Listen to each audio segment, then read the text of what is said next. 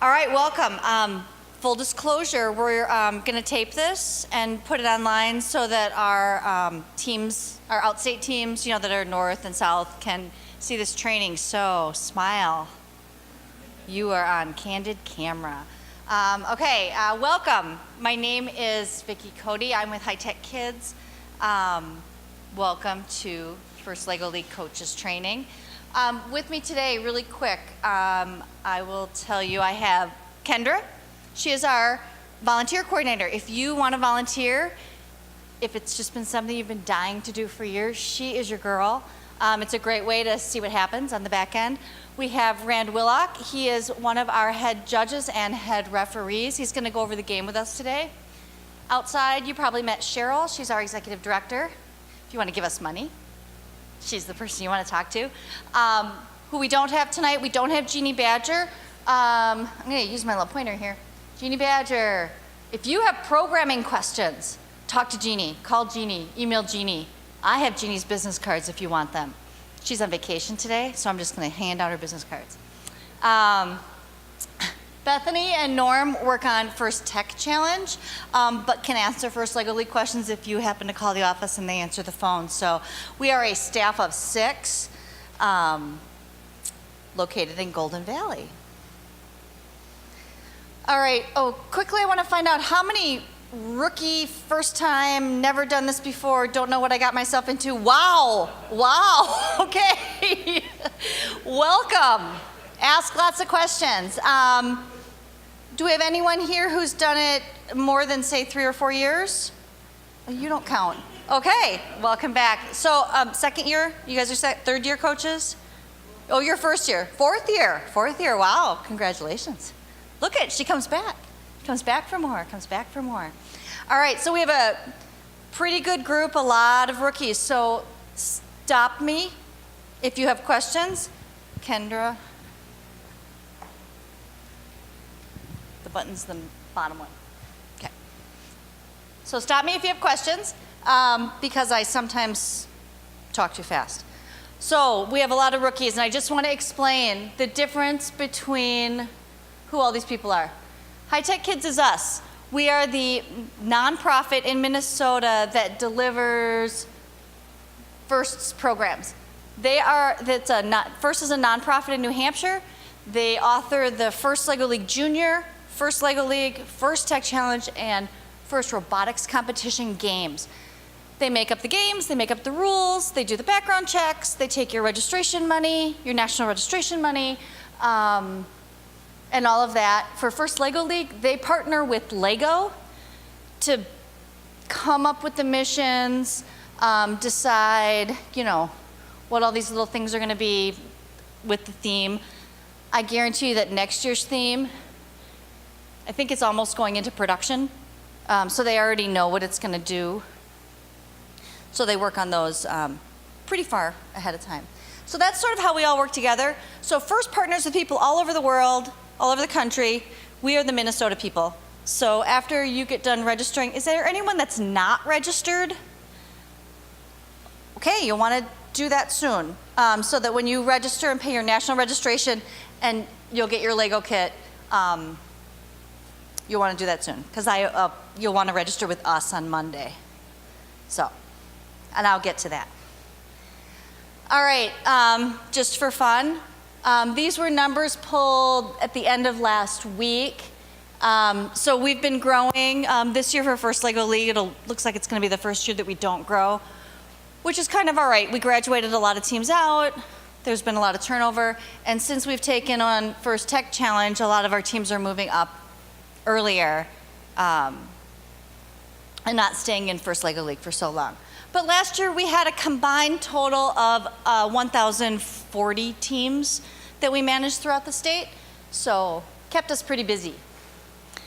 So for anybody who is a returning coach, you'll notice that we launched a new website. And I'm only pointing this out because if you had links saved, or if you think you knew where stuff was, those links don't work anymore, and everything is moved. What we tried to do with our new website is color code everything. So for First Lego League nationally, it's red. So what we did When you come into First Lego League, all your links are going to be red. If they're green, then you're in junior. Wrong program. If they're orange, you're in First Tech Challenge, also wrong program. You can hang out in red and purple. Purple is volunteering. Kendra wants you to hang out in purple. But just know that then you'll know you're in the right place. We were trying to make it as easy as possible. All right. So, again, for first year coaches, what you didn't know you got yourself into. First Lego League, it's a really awesome holistic program. So what you're gonna do is, very basically, every year you do this. You do a project, you design a robot, you program the robot, and then you get 2.5 minutes, 3 times, 2.5 minutes, to run your robot and get the highest score you can get. Basically, that's what this program is. The core values part of it, I always say is, the core values are how you do these things. Core values is how you do them, how the team does them. The core values is very similar to teamwork. You know, it's how the kids are working as a team. And you get judged on all these things. The robot gave you amass points. And I'm gonna go over each one of these things in detail. But basically, that's what you got yourself into, wrapped up with 8 little kids, right? All right. Your coach's training, that's great. We still have EV3 programming training. Jeannie has 2 more sessions. One is this weekend on Saturday, and another one in October in our office in the evening. If the programming is baffling you, or if you just want to learn new stuff, this training she does is specific for First Lego League, because the software that this comes with, you can do all sorts of things with it. Her training is specifically how to do it for this program. And you do need to register for that. We also have research workshops coming up. So we have partnered with the University of Minnesota and the Bell Museum. So the University of Minnesota, interestingly enough, this particular research workshop is at the old Bell Museum that's on University, and it's right, I'm not sure what the cross street is, but it's on Church Street, I believe. This professor, who is an expert in spacesuit design and human factors, is going to give a little talk, and then they're going to have a whole bunch of other professors and some of their master's and PhD students who are working on things that sort of correlate to what the project is this year. Kids will be able to go around and ask them questions. This is free of charge, other than you have to pay to park. From 6 to 8, 6:30 to 8:30 on October 1st, so that is next week. The Bell Museum, brand new planetarium on the St. Paul campus. It's really beautiful. This is a Sunday, and it's called Solar Sunday. Apparently you'll be able to see the sun and the moon at the same time. So it's a planetarium show, plus they're going to bring in guest speakers again from the university, and you'll have access to all their galleries, and there'll be some Q&A happening. And so they've got kind of 2 sessions kind of running in tandem with their planetarium show. And all this registration is up on our website right now. Any questions about any of that? Okay. Also resources. All right, so one of your biggest resources is going to be this challenge guide, linked from our site. It's also linked on the first site. Pick the challenge guide that's like the 32 pages. The one I printed for you is the short one. It's 4 pages. You want to print the big one, or at least download it or something. They have all kinds of resources out there with the challenge guide. They have a coach's handbook. This also has tons of information in it, a lot of links that are pretty helpful. But there are all sorts of guides and resources out there on the first site and our site. Also, once you register, first sends you an email with an option to register for these first steps. These are lesson plans. Anybody, you don't have to be a coach to do this. You can sign up for it. I've got this linked from our website under Coaches You just register for it. They want your email. And you can, it's I think it's 8-week lesson plan that is sort of helpful to help you get started if you don't know where to start. You have 8 little kids looking at you and you go, huh, I don't know what we're doing. We're doing this Lego thing. So that'll help you kind of get started and know what direction you want to go in. All right, so tournament schedules. The tournament schedule's up and finalized. From our new website, once you get into FLL, then you would push this tournament schedule bar, and then there's an accordion that you'd have to open for First Lego League regional tournaments. Look at those dates that are up there, talk to your team. When I open registration on Monday, so this is the thing with First Lego League, you know, we've got 500-600 teams. We only have so many weekends. Some of the dates, our last dates in December are gonna fill pretty fast. So have a couple of options. Talk to your teams and your parents. Mostly talk to your parents. Have a couple options ready. I'm gonna open registration at 3 o'clock on Monday. But just kind of be ready for that, because by the time you type everything in, if you've picked the last Saturday in December, if you're not a fast typer, you may not get that event. So when you do go into register, you would hit the register button, the state of Minnesota. I actually just changed this button to say register now today. So you'll come in, this next page talks about Minnesota registration, all the little things that you need to do, and if you've done it before, that has not changed. What I need is your team number, your team name, coach's information. It's pretty basic. You guys probably know the answers to all those questions. Teams register for one event, and again, first come, first serve on October 1st at 3 o'clock. If you make a mistake when you register, call the office immediately, because we can fix a lot of things on the back end. So call us right away. When you register, and this is kind of important, so if you are part of a community ed program or through your school and somebody else is registering you, make sure you tell that person to put your name in first, the coach's name first on our registration form. That's who I'm going to email. If I'm emailing Sally Smith, who is the school secretary, she doesn't really care what I have to say, and she may or may not forward that information on to you. So make sure that your name goes in first. And then when you type in your team name, type it exactly how the kids want to see it. Sometimes they have letters that are upside down or backwards, or letters or numbers or symbols or whatever. I want the kids to see their name up on the big screen and on their pit signs and on the schedules exactly how they envisioned it. Now, if you don't have your team name yet, don't panic. I just need those by the middle of October, like October 22nd, because we start to put all of our paperwork together so we can, for all of our events. Anybody have any questions? All right. All right, again, October 1st, don't forget. I don't take POs. We take, and we don't take real checks. Just Visa, MasterCard, Discover, and we do an ACH. As you register, you'll know immediately. If it takes your money, then you have that spot, and you will get a kickback email that says, congratulations, you are coming to our Lakeville tournament on November, whatever that date is, 17th, thank you. And we don't issue invoices. Some schools have asked me that, so. Oh, and we don't take American Express because they charge us too much money. All right, so the way our events are structured.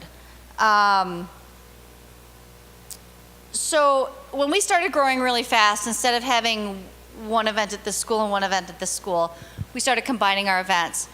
And in order to do that, we have judging groups. So at regionals, you'll see Lakes and Woods, and you will be in one of these 2 judging groups. And the reason we've chosen these is instead of doing group 1 and 2 or group A and B, kids associate A with better than B and 1 better than 2.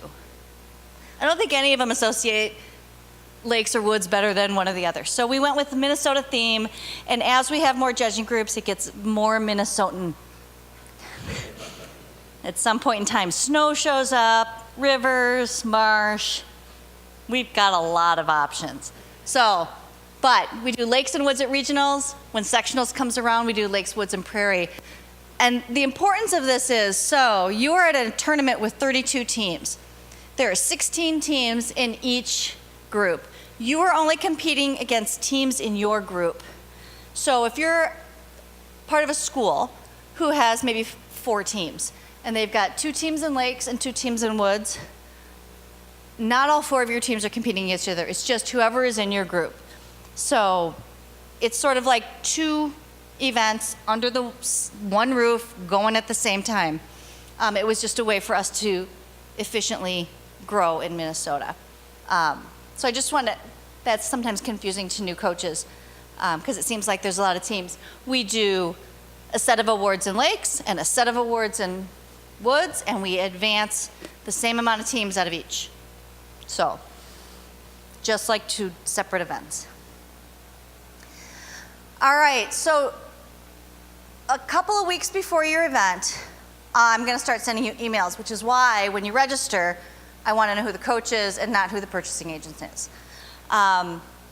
It'll be all kinds of emails. It can be things like concessions information. You're going to want to feed your team. It'll be parking. You might have to enter through a particular door. I'm going to send you a list of things not to forget, stuff to bring. All your schedules will be there. Your forms will be in those emails. You can share all this information, all this data, the location, the schedules, everything with your parents. All of our events are free and open to the public. The judging, except for the core values judging, is also open. Your parents and grandparents can come in and videotape the kids, and that part's all open for everybody to see. One thing I would suggest is, especially if you're a rookie, come to an earlier event. Come and see what it's all about. See how loud it is. See, when I talk about a pit area, what I'm talking about, and I'm talking about at a table, kind of like this size, with some chairs around it, and that's where all your stuff is, all day long. How loud the gym is, how much ibuprofen to pack, how much coffee to bring. Usually coffee's for sale, but it's probably not the really good coffee, so, depends. It's loud, it can be loud. It can also, you can see what the kids are doing. Bring your kids. If they've never done it, it's a really good way for them to, also understand what to expect. Go into a judging, see what that's about. You can go in. I would ask you, though, to ask the team if it's okay if strange people come and watch their kids.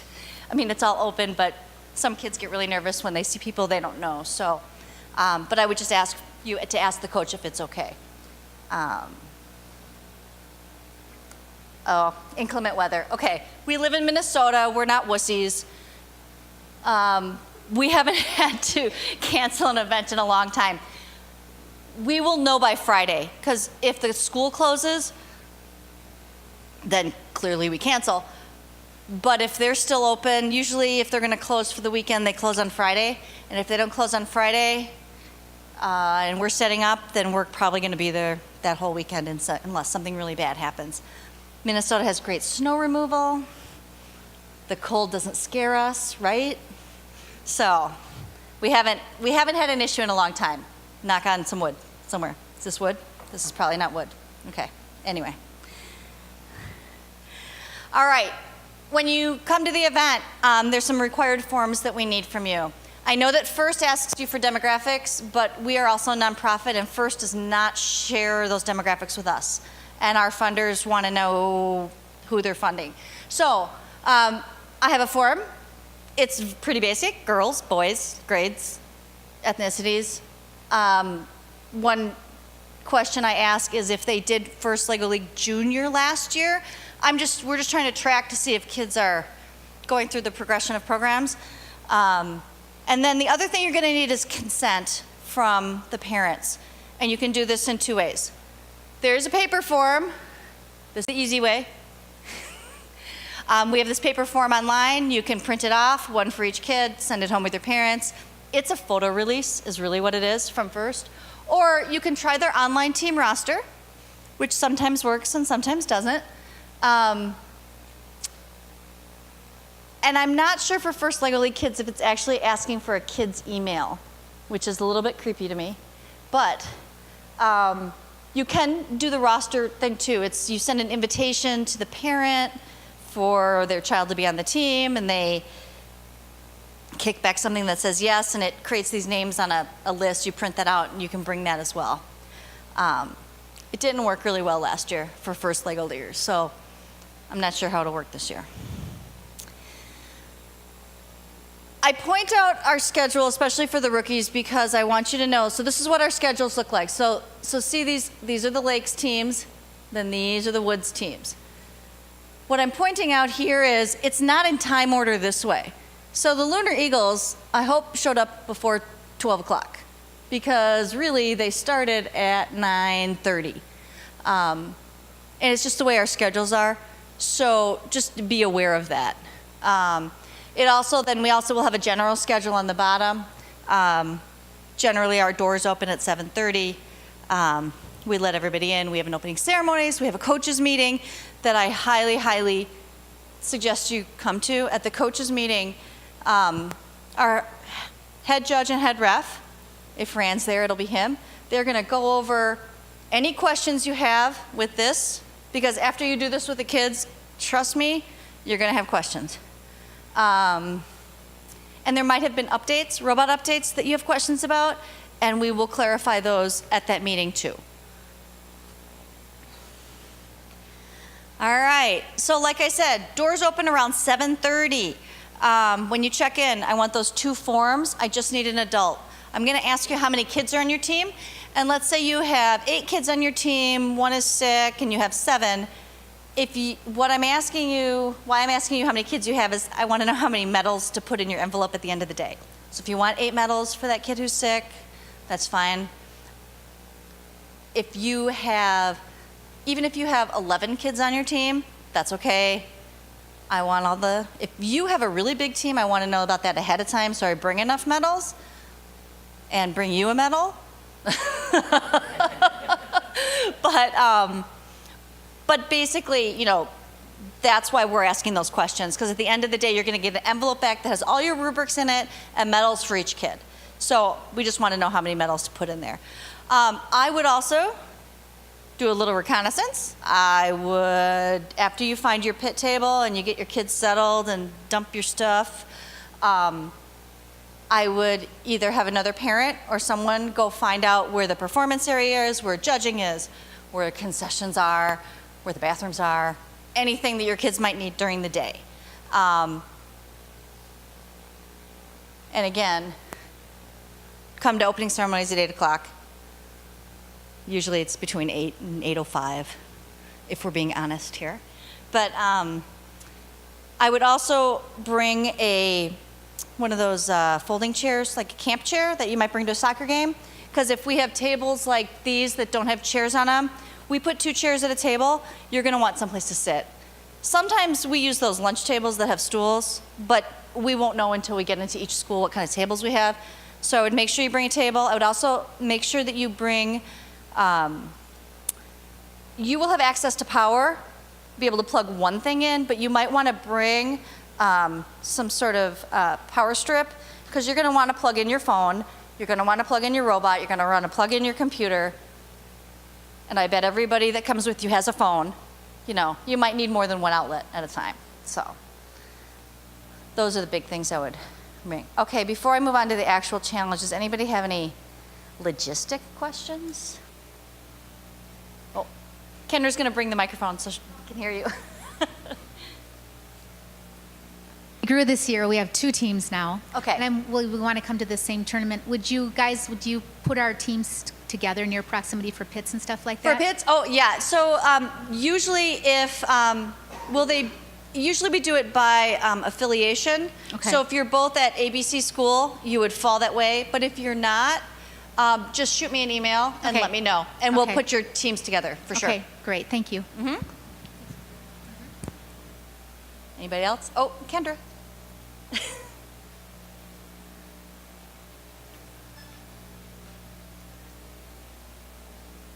one slide said all teams must bring challenge kits. Yes. So what is part of the challenge kit? Oh, okay, so the challenge kit, thank you, I forgot that part, is your mat, this thing, and then all these pieces. All this, not the table, just all the the Lego mission part. models? Sorry? All the mission models? Yes, yes. And in that same vein, make sure all your stuff is marked. Either train your kids really well to keep track of their stuff, or put your team number somewhere on all of them so that you don't lose it. And for sure, so we're gonna have practice tables there that are empty, and you are welcome to put your mat down. What we've done in the past is if a mission is dual locked down, like this thing is, you could probably leave it there and people aren't gonna walk away with it. Kids aren't really looking to walk away with Legos. However, these little things that are not dual locked down, okay, well you're gonna hate these in like a week. But these things that aren't dual locked down, I would keep them with you, and then when you come up to the table and you do your practicing, you can bring them with you. But my team used to have them in a separate little bucket that when we went to practice, they would bring all these loose things, because these are the things, oh no, I forgot which way they go. These are the things that, these are the things that walk away. Sorry, Rand. Okay, we'll fix that later. But make sure your stuff is marked, because then if we find it somewhere, I can get it back to you. Oh, yep. Experience, if you start the open the registration at 3 p.m., when the good dates go, is it the first 5 minutes or the first 10 minutes it's all done? Okay, so the last Saturday event in the metro area, so that would be December 8th, I think, that's going to be the one that fills first. And that week, I think we're in Eden Prairie and Chippewa, maybe. That weekend is going to fill first. Saturdays fill faster than Sundays. But if that's the only weekend that you can participate, I would be there at 3 o'clock, ready to type. All right. So I'm going to talk about each of the judged areas quickly. So the first one is core values. So for anyone returning, look, new logo, woo! New core values. They're not really new, but instead of 8 of them, now there are 6 of them. What FIRST was trying to do was have the same core values for all 4 programs. So they shortened them. It's not a big leap from what they were before. But, so, with core values in this judging session, and the first thing I'll mention is, when you look at your challenge guide on page like 2 or 3, it says, there's a big section about a core values poster. We do not require this poster. Why can't I find it? Here it is. This core values poster. If you want to do this trifold poster, go for it. But we do not require it in the state of Minnesota. There's a lot of moving parts with FLL. We don't want you to have to do more than you have to do. So we don't require the poster. But you'll read about it. It'll pop up in all your handbooks and everything. Don't worry about it here in Minnesota. So what this is kids are going to come in. They're going to do a little activity that shows a teamwork activity that only takes like 3 or 4 minutes, that shows how they work as a team, how they make decisions. It doesn't matter if they complete the activity.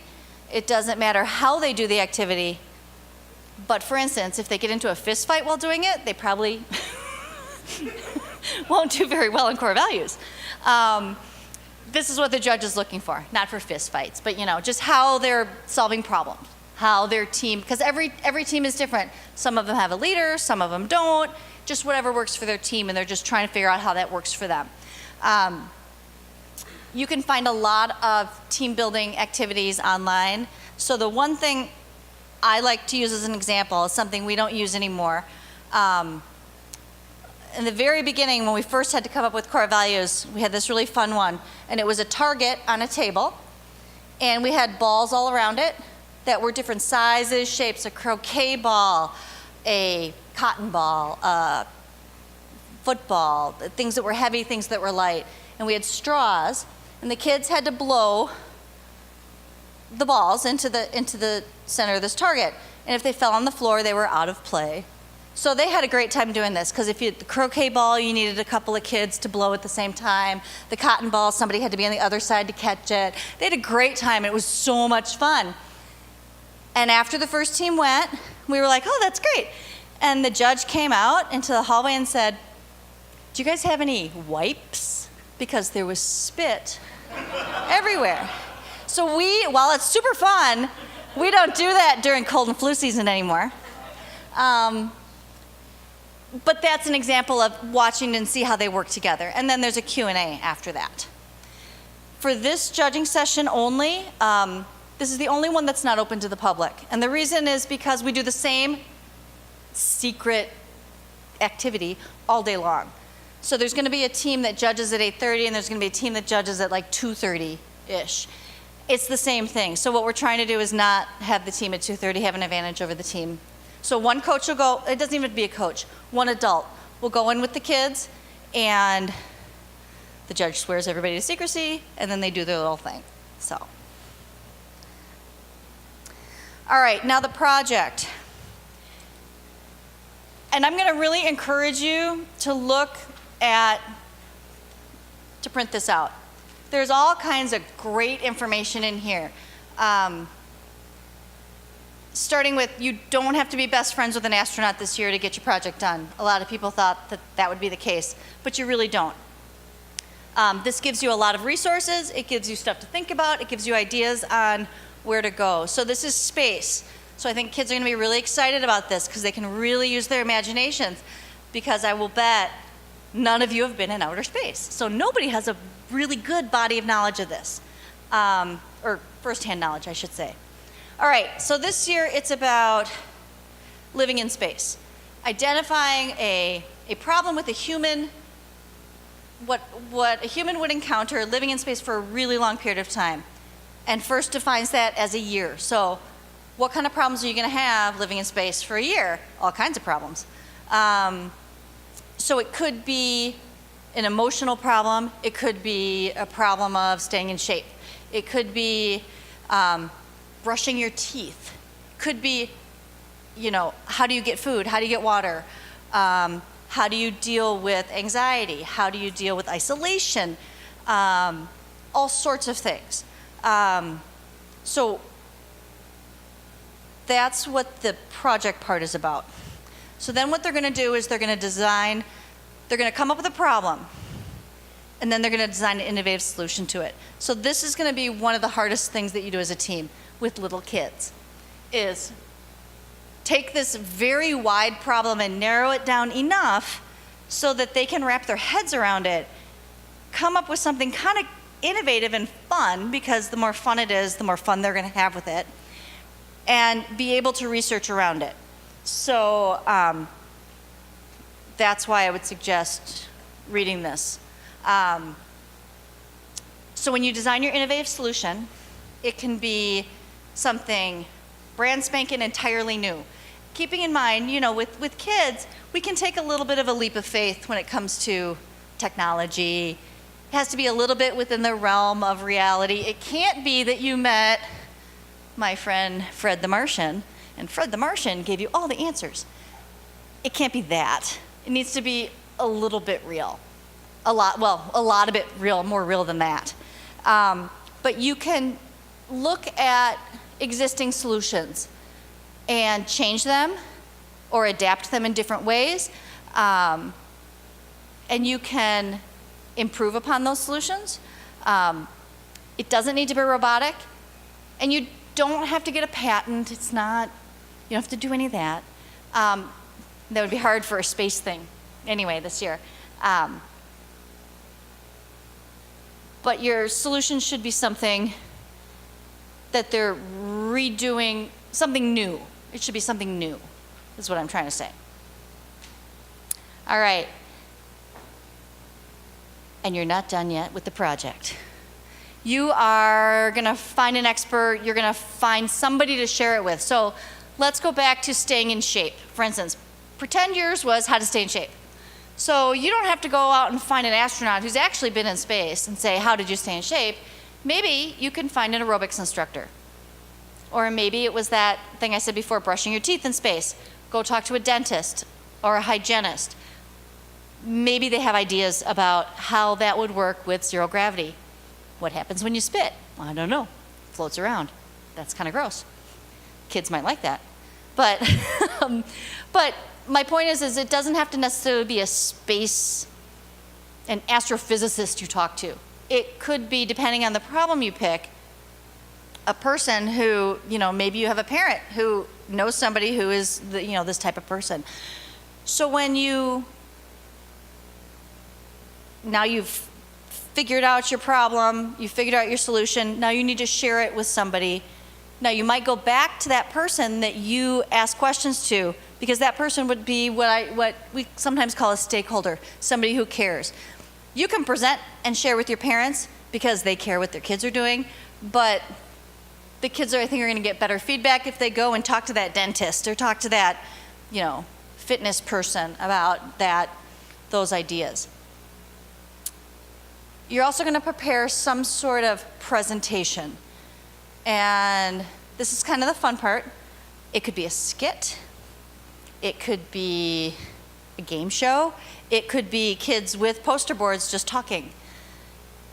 It shouldn't be a PowerPoint, and I realize the irony here because I'm doing a PowerPoint. But the judges want to see all the kids participating, and with PowerPoints, it's like click, click, click, click, click, and one kid can say, everything. Also, we don't always know that we'll have the technology like we have here. We won't have projectors in every room. Also note that if the kids need to access the Wi-Fi for anything for the presentation, so say you posted something on YouTube, most schools, I think, block YouTube, but we can't guarantee you Wi-Fi access, so if you've done something electronic, have it downloaded onto your computer or on a flash drive or something, because we don't always get a good signal, or you can't get on Facebook, you can't get on YouTube, you can't get on certain things in schools. So just be aware of that. Anybody have any questions about the project part? All right. I'm excited to see what kids come up with. All right, your third judged category is robot design and programming. So this is going to be about how they actually built and programmed this.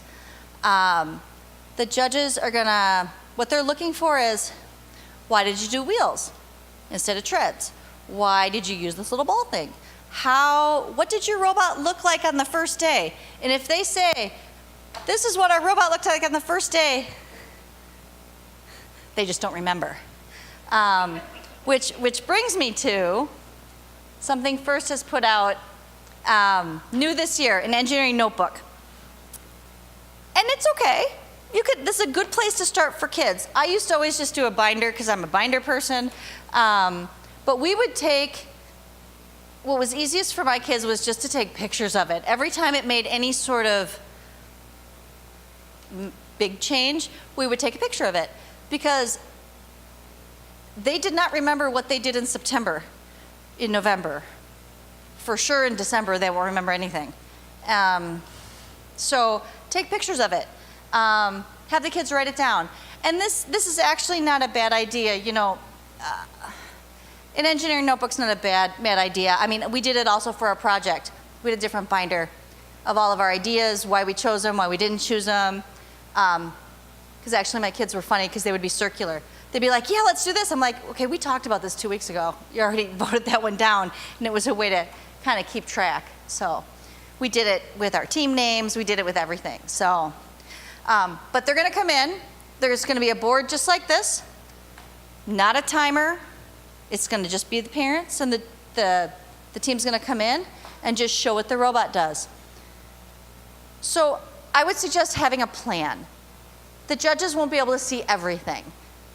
And if they make the robot go and it misses, the judges will say, well, just try it again, because they just want to see how it's getting from point A to point B and how it's, you know, picking up something or doing whatever it is it's supposed to do. They're more interested in the mechanical design part of it. So show off your best programs. Show off your stuff that is most reliable. A couple of minutes into this session, the programming judge is going to say, hey, who wants to show me the programs?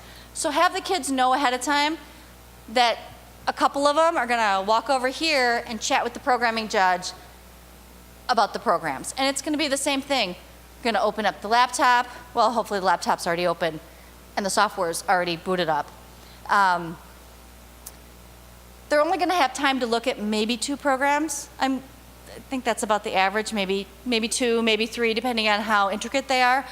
Have the kids make sure they're showing their best programs, the stuff that shows loops and my blocks and sensors and comment your code. That's what our programming judges always say. People are nodding their head. You guys must be programmers. Comment your code. But they're looking for how they're getting from point A to point B. And it might be that they just showed a really cool program that you go from here to there and you do 5 things in between. The programming judge might say, I want to see that one. How'd you guys do that? But just know that the kids will be separated at some point in time, and that shouldn't be the time where they all look at each other and go, who's going to go talk to that guy over there? Know ahead of time. All right, and then there's the robot game. And we're going to go over this rule by rule, mission by mission in a moment. But just so you know, when you're meeting with the kids, so again, in this big, huge 30-page document, there are, toward the back, there are all the rules, the basic rules that generally don't change year after year, and then there's the rules of this year's missions. Go over it with your kids so that they know the rules. Know that we don't do video replay. We're not the NFL. We do like 150, give or take, rounds during the day. And so there's a way, and Rand will go over how the referee and the kids agree on which missions they've accomplished. There are game updates, and how many are there now, Rand, do you know? 2? Okay, right now there's 2 game updates. There will probably be more, and those are online, linked from our site and from the first site, and you should know what those are. So you will have 3 tries, 2.5 minutes, to get your best score. It's not an average, so you could get 0. Do not despair, because then you could get 300, and then you can get 25, and we'll take the 300. We just take your top score out of your morning rounds. And those are the rounds that are scheduled in that big schedule I showed you. And then at the end of the day, what happens? After all the judging's done, the robot rounds are done. So then what happens is the judges are they're going to write stuff on the rubrics. We're doing stuff in the back. They're figuring out the winners. And so instead of having 300 kids running around a school like this, we do a head-to-head round. So we seed them like the Sweet 16. And now you are running against the team on the other side. There's another, on this side. And if you get 25 and they crash and burn and get 0, you move on. And it's just a fun, it doesn't factor into advancement. It's another time to run your robot. Everybody's in the gym, it's really loud, it's very fun, it's a little chaotic.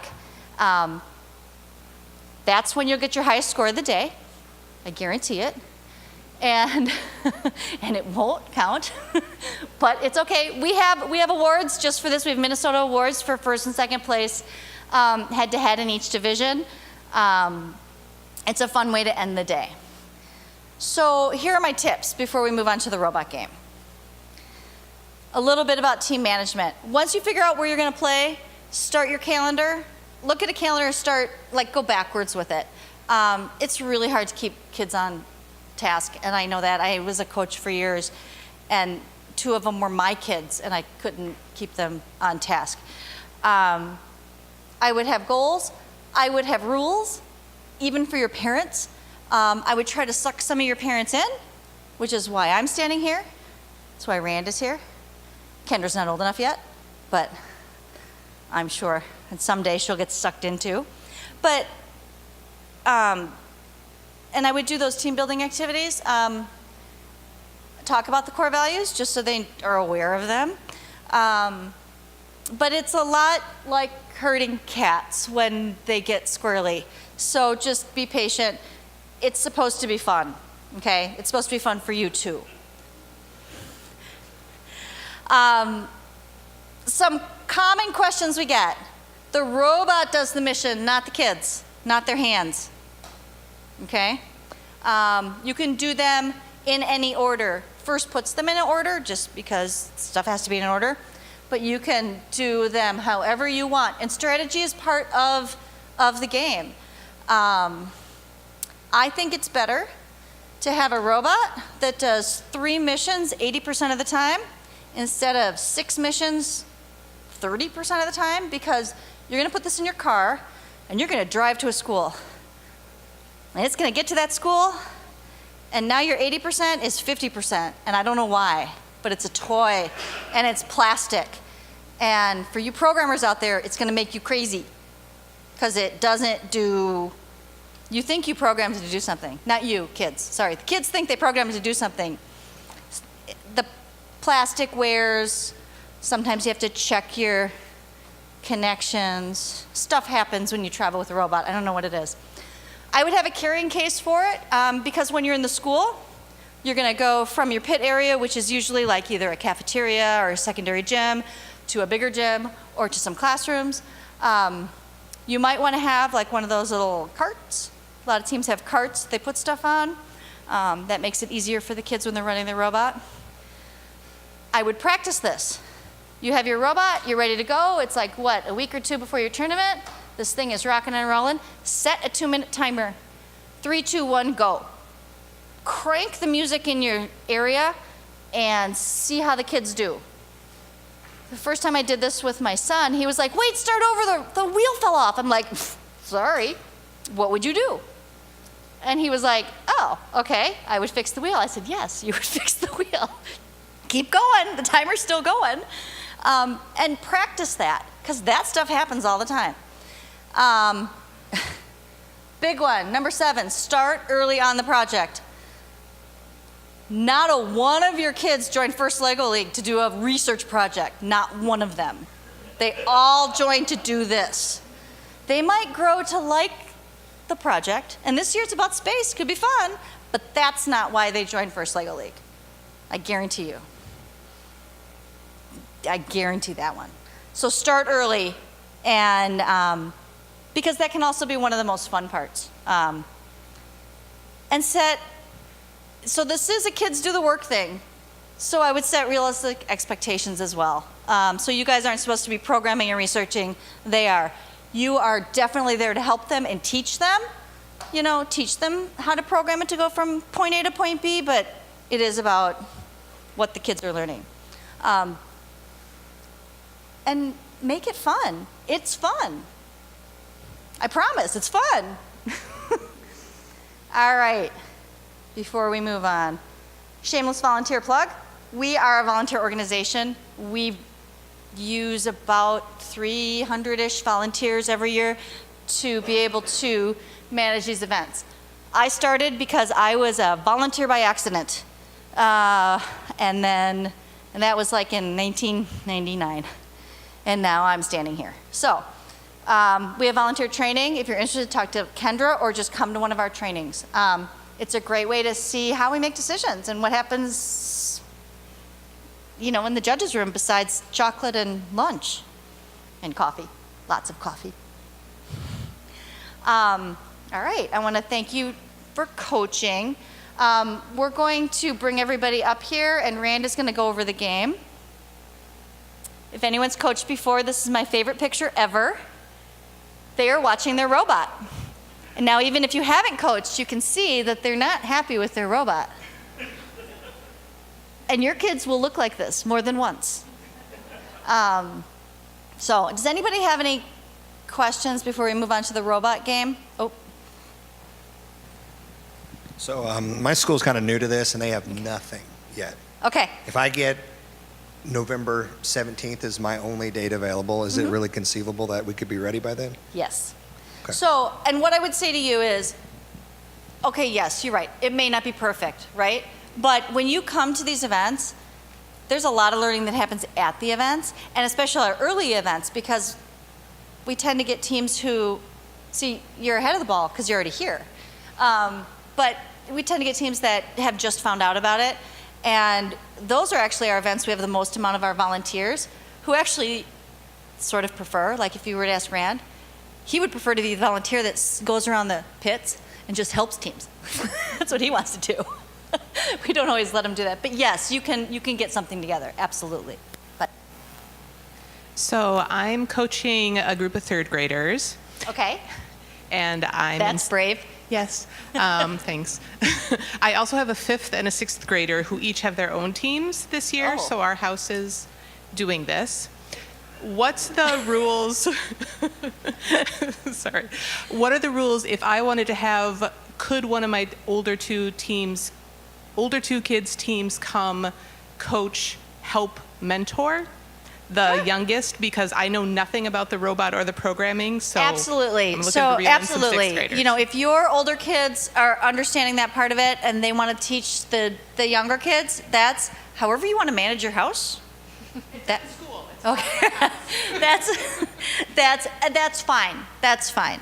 And that's part of what this. There's a lot of mentoring between teams that happens anyway. I was just going to ask, will the fifth and sixth graders get brownie points if they said they mentored a younger team? Well, they can certainly talk about that Yes. in their judging. There you go. In core values, absolutely, they should bring that up. Yeah, that's the kind of thing their core values judge loves to hear. Yeah. Anything else? Oh, anything else? Sorry. Oh, yes.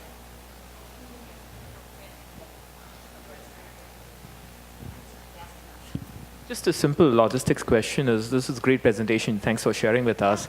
We just want to know, do you have this presentation online that we can... It will be. So Okay. under where the coaches, where you found all where the dates, I think that's, we'll see, we have a new website. I have to think about where I'm going to put it. But yes, because I'll send out a blast. I'll put it in there. I'll put it somewhere on the website, and probably in team resources. Okay. Anything else? All right. Do you want them down here? Okay, yeah, I think I'm All right. going to invite everybody up here. And while you're coming up here, I'm going to tell you that 20 years ago, a coworker grabbed me at work and said, Rand, you want to try being a robot judge this weekend? We got this competition going on. And I said, sure, I had the weekend free. And I walked in there and I was amazed.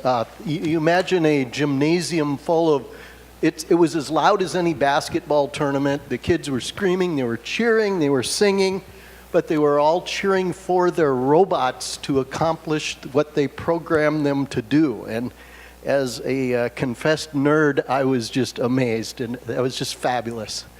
I went to my home school and said, we must do this. The next year, I had a team that was half third graders and half fourth graders. Now let me flash forward to this past weekend. I was invited to the wedding of one of those young ladies, and it was so much fun. I hadn't seen some of them for 10 years, and just to hear all the stories. One of them just took the bar exam. Another one just got her top secret clearance. She's writing software to track submarines. Couldn't tell me anything else. My daughter is in the middle of an MD PhD program in med school. And all of them had similar stories about the interview process for getting into med school or law school. And they said, oh my gosh, they grilled me, but I just went into Lego League mode. And I says, I had the skills and I just used what I learned in Lego League and did that. And so it was just really cool. So I am a strong proponent of the program. So, we are going to talk about the rules. Hopefully this table looks familiar to people. And of the different documents, Vicki talked about the challenge guide. That's a 32-page guide. On the same page of that is one called the field setup guide that looks like that. And what that has very important information as to how to set up this for practice, or let me be more specific, how this is going to be set up when you come to the tournament.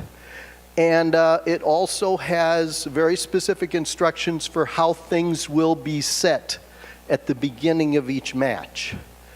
And it's important to read through that, and I'm going to go through just a couple of key parts. One of them is that our mats are smaller than our tables, so they're going to be a little bit of gap around the edge.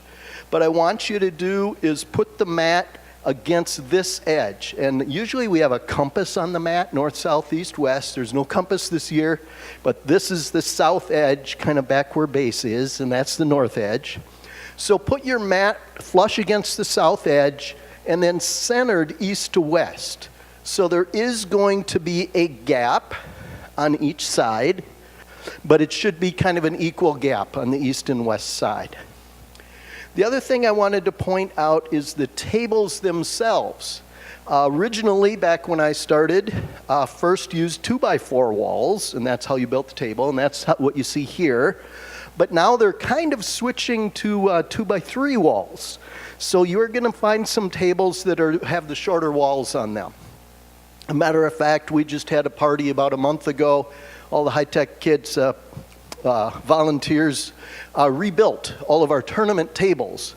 So at the tournaments in the performance area, you're going to see the 3-inch tall walls. Now I will tell you that in the pit area at the performance area at the tournaments, in the practice area, the tables will probably be these older size.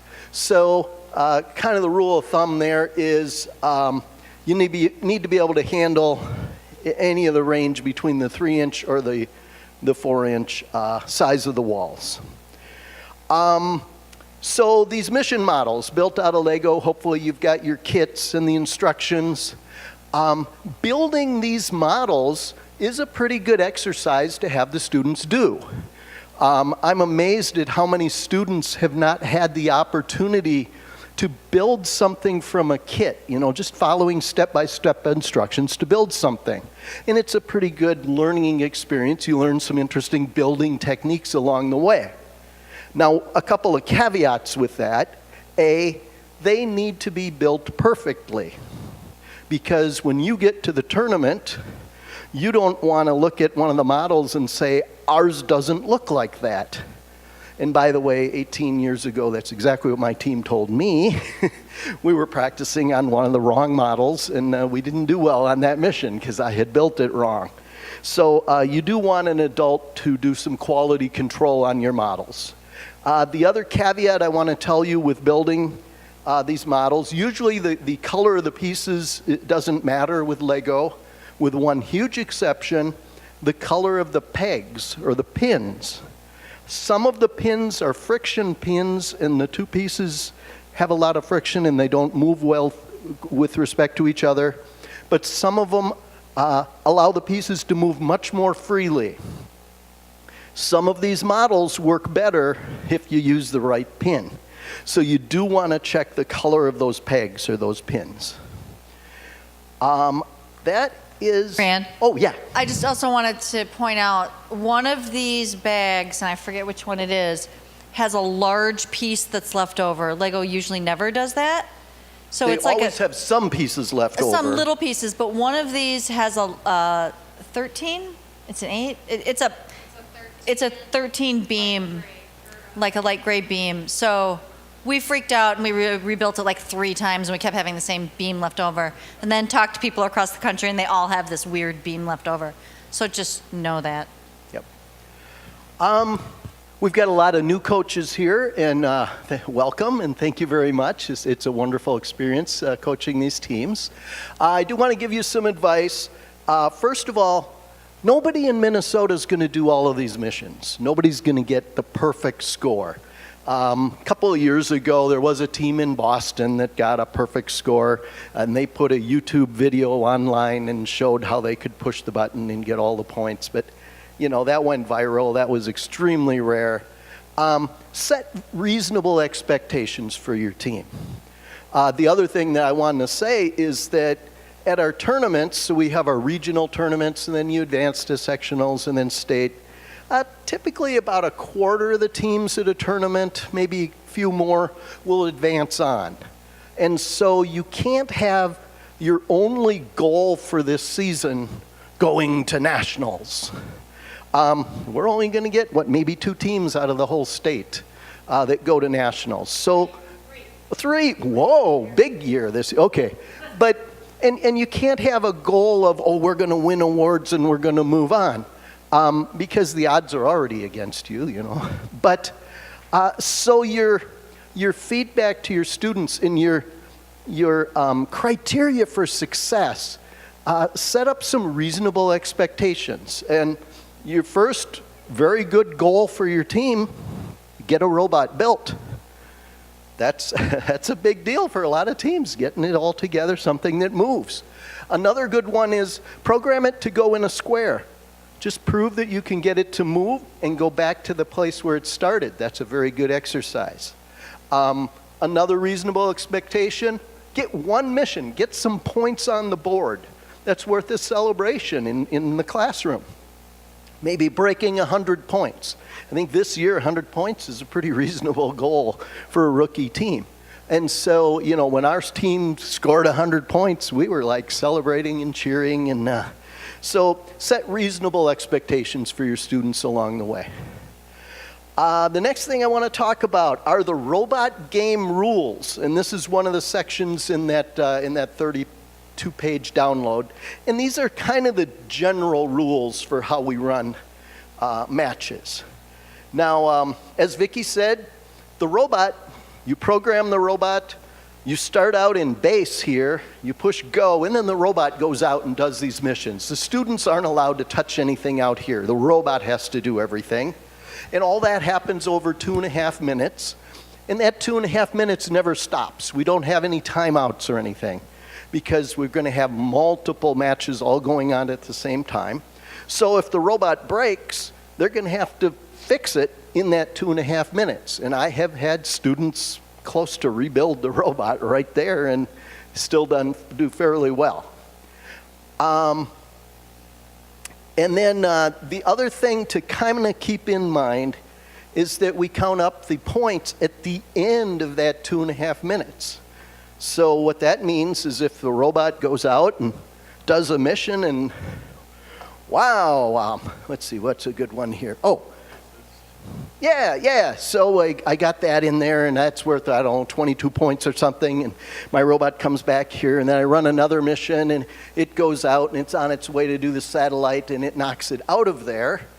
I don't get those 22 points, even though it had scored for a little while, because I'm only going to count those points at the end. So that's kind of a good rule of thumb. So the other thing I wanted to kind of remind your students is they're not as much competing against the other teams as they are, I like to stress, you're competing against these missions. Here are some tough problems here. How can we conquer these missions? The next one is interpretation. If a detail is not mentioned in the rules, it doesn't matter with respect to scoring. And what I mean by that is we have some very specific words and very specific definitions for things like in and touching. And those are what tell you how the thing scores. And you'll notice that in the mission descriptions, there's only one section of the mission description that really tells you how to get the points. So what that means is, for example, this satellite, if I can get that into there, it counts a certain number of points. And it specifically says if the satellite is over these 2 lines, it gets those points. Well, if the satellite is upside down, does that count? Yeah, because there's nothing in the description of the mission that forbids that. So don't read anything more into the rules than the words very specifically say. We encourage the students to get creative and kind of think outside the box. The other thing I want to talk about is there's this idea of benefit of the doubt. Our referees want to give the students the points. And so the way I look at that is, once again with our little satellite here, it's right on the edge, and boy, I'm not sure if that's in or not. Maybe I'll stand up on the table and look straight down. You know, if I have to go down and get a ruler out, it's in. They get the points. That's kind of where the benefit of the doubt comes in. Now that said, don't make that your team strategy, because you know, you're not going to get the benefit of the doubt if it's way out here. It's only those close calls, mostly so that we can just kind of keep the match moving. Let's see. The results are at the end. A number of times you'll hear the word equipment, and that is anything your students want to build as far as attachments or other pieces they might bring along. For example, they might build a little basket to hold the satellites in that the robot can push out. The things that they build are called equipment. Variability is one I wanted to cover. These things are made of plastic, they're toys.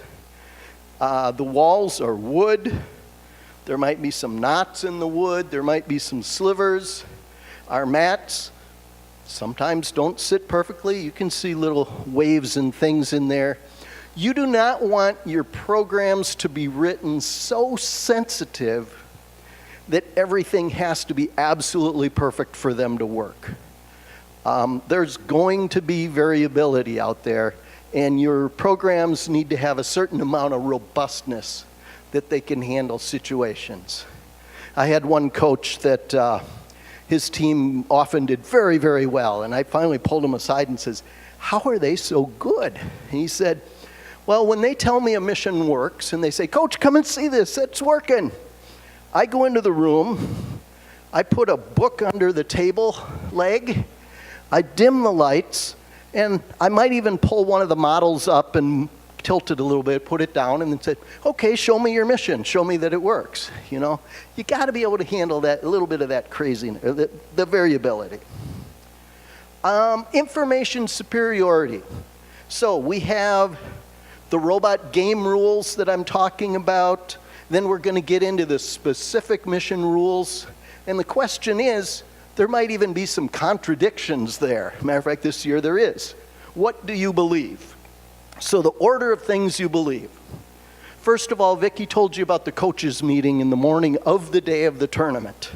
That is the day where a head judge and maybe a head referee, we're going to get coaches together and we'll talk about any last minute updates or changes and things. Believe that above all. Next, first every once in a while puts up these rule updates. And they're typically not big changes in the rules. They're usually just clarifications. We've had so many questions on this mission, we had to publish a clarification. That takes next preference. Then the next is the specific mission description, where the mission says, move the satellite over to get these points. And then last are sort of the general rules I'm talking about right now. And there are cases where a mission actually contradicts the general rule. We go with the mission description. All right, let's talk about base. So base is right here. It's this black line arc and everything back to the wall. Base goes to the wall but does not extend over it. Base is 12 inches high, and your robot must be totally in base before you start you launch any particular mission. And that means no part of the robot may be hanging over this line. And our referees often have clipboards and they'll kind of check. Not even a wire or anything can be hanging over the line. Also, if your robot is pushing any equipment or any mission models, let's say I'm delivering this satellite and I'm going to push it out, that all has to be inside a base before I do a launch. Now, also when the robot is coming back from doing a mission, remember I told you that, or maybe I didn't, anytime the robot is in base, the students may touch it, they may change the programs, they may add pieces and things, and anything that's in base, the students may manipulate by hand. So if the robot is out doing a mission and coming back, they need to wait until the robot is all the way over that line before they can touch it. And our referees are really good. You often see a referee there going, wait for it, go, grab it. And they'll tell them. If they grab it a pinch early, they'll say, well, wait a minute, no. Yeah, we have to totally be in base when we do a launch. Now, you might have a situation where you're running a mission, you start, and then the robot grows. It might have an arm that it lifts up, and now it's more than 12 inches high. That's fine. It's just right when you push go for the launching that mission, it must be fully within base.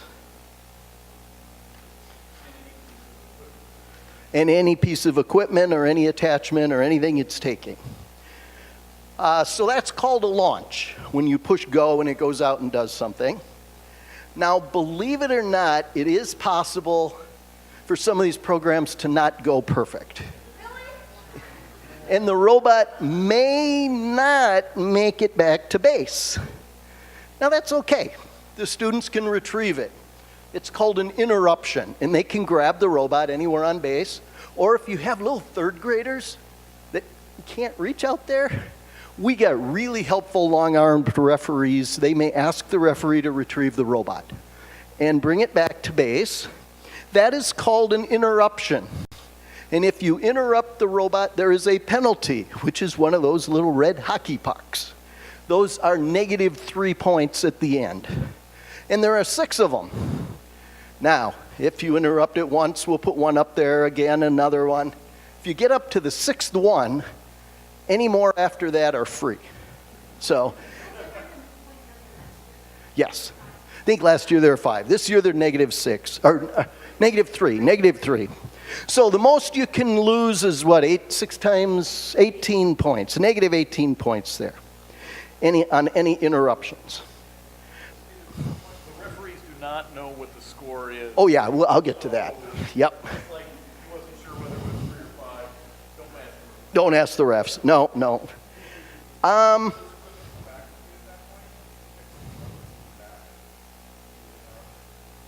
I'll get to that. You just hold that question. That's in one page yet. Yeah, I'll get to that. I don't know why it's in this order, but I'll get there. Before that, I did want to talk about the limitations on equipment. Everything has to be made out of Lego parts. You can't add on any Mega Blocks. By the way, Duplo is okay. Duplo is Lego. But the other thing is there are some limits on some of the electrical pieces. They must all be Lego. But the one that I need to stress is you can only have 4 motors. And that means 4 motors in the performance area. So we had one team that had 4 motors on their robot, but they had a special arm with another robot on, or with another motor on it, and they would pull off a motor and put that motor on. No, you can only have 4 in the performance area. You can have 10 in your pit You area. could have 10 in the pit area. You could have another robot in the pit area for spares, but only 4 at the table. Speaking of at the table, our students this year, and I keep forgetting this, are called technicians. And we only want 2 technicians at the table running the robot at a time. Now, the rest of your team is going to be very close. Probably about here, maybe a little further back. And they can switch off. You know, like hockey, they can tag off. So Billy can run his mission, and that can go out. He can come off and switch with Mary, and Mary can run her mission. And you could have the whole team of 10 get a chance at the robot that way. But at any given time, we sort of only want to see 2 at the table here. Otherwise, it gets really crowded. Now, the next rule. Before the match starts, you'll come up to the table And there will be a little bit of time, a couple of minutes to be able to set up while our helpers are resetting the table. And one of the things that I want our technicians to do is do a little bit of quality control on the table. We're going to run, 150 matches. We need to reset the table between every match. We may get something wrong. We may miss something. So what we would like them to do is, especially on the missions they're going to do, just look and make sure that the table's ready. I mean, by then they will know the missions and how things are supposed to be set up. So, you know, if this pointer is way over here and it's supposed to be set there, we would like them to tell the referee, oh, could you please reset that? Or could you please make sure the satellite's in the right place? We don't want the students touching the table, but we do want them to do kind of a quick quality control there. In base here, there are going to be a number of things that start out in base. It could get a little crowded in base, especially if we have other equipment and things. It's perfectly okay for your students to store these things off the table. We don't want them on the floor because they're going to get stepped on. But a lot of teams will bring a cart or something. You can put these pieces out there, and they count according to the scoring as if they're still in base. But that gives you a little bit of room to be able to run your missions and things. Don't have a cart where teammates can hold it. They could hold it out of the way. Yep. Oh, okay. All right. I'm going to. All right. Thank you. I'm going to preach for just a minute here. Come to the tournament and bring your pieces so that you can practice on the practice tables. But when you come to the performance area and when you come to technical judging, we will have all the pieces you need. So don't bring your pieces. Use the ones that are at the table. And more importantly, when you leave our pieces here. You'll be amazed at how many times we have to have our announcer announce, would the last team on the blue table please bring back the satellite? Because they walked away with it. So yeah, try to remember, leave the pieces there, but use our pieces for running the missions. And that Also, brings sorry, me, Rand. Also in judging, we actually lose more pieces Yeah. in robot Yeah. judging It's- because they don't use them every time. Yeah. The refs always know what they're missing. The judges don't know what they're missing. Yeah, so especially in judging, leave our pieces there. Your students are not allowed to take any of these mission models apart to solve a mission. So for example, this satellite, I can't take it apart and put something in there and put it back together. I also can't attach anything to the models or attach them together in the Lego sense. So like my two satellites here, it'd be a lot easier to deliver those if I could just snap them together, or if I snapped a piece between them to hold them in one. You can't do that. You're not allowed to attach anything to the mission models. And kind of the way we check for that is you need to be able to grab the mission model in some orientation, and only the model comes, not anything it was attached with. So you can't attach and you can't take them apart. Let's see, I talked about base. Oh, when you do a launch, our announcer is going to lead the countdown. 3, 2, 1, Lego! And it's the L in Lego when you can push go on your robot, in case you want to know exactly when to start. On the L. Okay, the first L in Lego. Okay. 3, oh. Now, all right, now I'm going to get to your question. So, if my robot goes out there and I interrupt, if the robot is all the way out of base or even partially out of base, there is a penalty. If the robot is transporting something and I interrupt the robot, if the robot left base, the last time it left base, if it had that thing, it gets it back. And you get to try again. But, and here's the ugly one, the robot goes out and it's going to bring this one back. And it's bringing this back and it got stuck. It's transporting that, and I have to retrieve the robot. The robot comes back, there's a penalty, this goes away. The referee takes this away, it's out of play. That's kind of a tough rule, but it's better than last year. Last year you lost it both directions. The other thing I'll say, the other one that's really kind of an ugly rule is if a piece is being brought either out or back and it finishes half in and half out, if it's a field piece, that also goes away. They don't like things that are almost partially in base. So, now, the other part of that is, if the robot is transporting something, loses contact with it, that's just life. It goes where it goes. If I have to retrieve the robot, that stays where it is. And in general, anything the robot does out here stays that way. We don't reset any of the missions and let them try again. They can try again, but we aren't going to reset the mission. So, for example, what that means is if the robot took this out, lost control of it, I had to retrieve the robot, I can run this program again and it might be able to retain control of it and do something with it because it's going to kind of stay out there. Think of live in your mess. Yeah, Tell your kids. The robot lives in the mess it makes. Yep.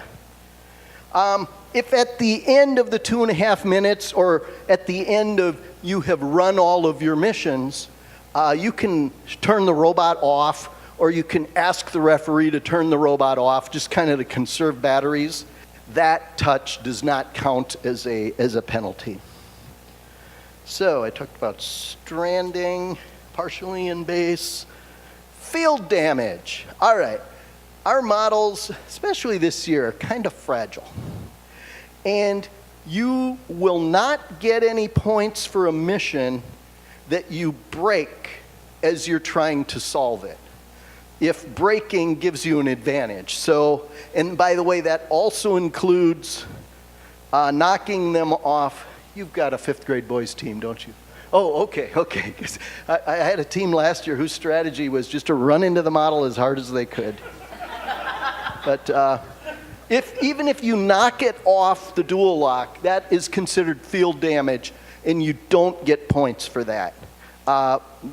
These missions have to be solved through subtle manipulation, not through brute force. This one? Well, you can do that. Just don't run into it, and yeah. Now that said, we've got some really, really fragile missions models, and it's very possible, or even likely, that some of these little satellite pieces might fall off as we're on our way. And little incidental damage like that, and I'm expecting some over here, some of those pieces to fall off. We're not going to say, oh, one little piece fell off, 0 points. We're not quite that tight. Kind of my rule of thumb is going to be, if it happened once and it really didn't help you solve the mission, fine. If it happens every time your team runs, I might call that a strategy, and we might get a little tougher on that rule. So that's field damage. I mentioned the points are counted up at the end of the match. And at the end of the match, 3, 2, 1, a buzzer will go off. Everything stops right there. We try to grab the robot so that it doesn't continue on and do another mission. Everything stops, and we don't want our technicians touching anything. Because at that point, our referee has this nice little score sheet. Oops, checklist, not a score sheet. And they're going to go through with the 2 technicians at the table, and they're going to go through each mission and go, yes, you got that. No, you didn't get that. Yes, you got that. And it's really just check marks. Which missions did they do? And at the bottom of that score sheet checklist, I want these technicians to initial it. And that's kind of the agreement between them and the referee. Those are the missions we got. Yes, we all agree. And then that score sheet is going to go to our scoring table, and they're going to type it into the computer. And after they initial that, that's kind of the end of the discussion on what they got and what they didn't. Even if Dad has a video on iPad that shows, oh, they got that mission. No, we've got 150 matches we got to run. We got to keep going. Now, if there is a grave error in score entry, you should have got 300 and you got 30, we will revisit that. We'll pull the score sheet. We'll check on that. But in general, once you sign that little card, that's the end. The other thing I have to point out is we are going to have a projector, and that is going to have the scores on there, and it's actually in 2 sections. The lower part is going to be the most recent scores. So what your team is going to do is they're going to finish at the table, the score sheet's going to go in, they're going to go off to the side and watch up there, and 5 minutes later a number is going to come up and they're going to cheer. Yay! That is the first anyone knows what their score is. The referees don't know what the score is. That's the first they know. The other thing I have to tell you is that the upper part of that display has our top 10 list, the top 10 best scores for each division. But I have to strongly remind you, and please remind your students and your parents, that is only their score on the robot table. So that's the best of their 3 runs. So if they are number 1 on that list, that means they're number 1 in the robot run. But their score for whether or not they move on to the next round is in 4 equal parts. Their robot score, their project judging, their core values judging, and their technical judging. And none of those last 3 are reflected up there. And probably the worst calls that Vicky gets after a tournament are from parents saying, we were number 1 the whole day and we didn't advance on. Why? Well, you forgot to do your project and your core values, your kids were fighting. But boy, did you have a great robot, you know. So just remind people that that is only a quarter of their score that's showing up on that screen. And remember, you'll have 3 runs on the performance table. It's your best of those 3. So just for you returning coaches, pretty much the only rule change is this idea that if the robot is bringing something out of base, they interrupt, they'll get it back if they had it when they left base. That is a little change from last year. Yes. Yes, it has to be transporting it, which means it has to be in contact with it, yes. All right, with that, unless there are any specific questions on that, I want to jump to the missions and talk about the points. All right, when you are looking at the missions, there are kind of 3 sections for each mission. One is there's sort of a text description of what this mission means. Then there's a section called Strictly Speaking, which sort of gets into a little bit more detail. And then there's a section called Technically Speaking. The Technically Speaking section is the only one that counts as far as the actual points. And within the Technically Speaking section, and I highly recommend you print this out in color, because highlighted in green are the specific scoring requirements. Very specifically, how do you get points? The things with an asterisk must be the only method used to get those points. And then the things that are underlined are the conditions that must exist at the end of the 2.5 minutes to get the points. So given that, let's talk about space travel. All right. So mission number 1, asterisk, in green. Start each payload clearly rolling down the space travel ramp.